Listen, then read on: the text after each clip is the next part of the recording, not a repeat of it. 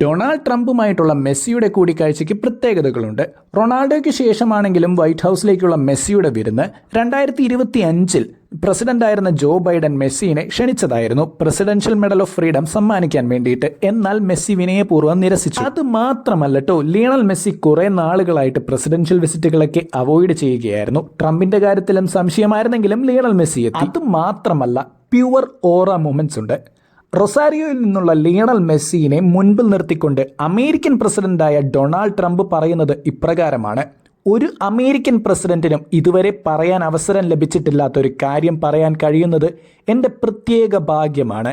White ഹൗസിലേക്ക് സ്വാഗതം, Lionel Messi. ചടങ്ങിന്റെ അവസാനം ഇന്റർ മയാമി പ്രസിഡന്റ് ഡൊണാൾഡ് ട്രംപിന് വേണ്ടി സമ്മാനങ്ങൾ കരുതിയിരുന്നു.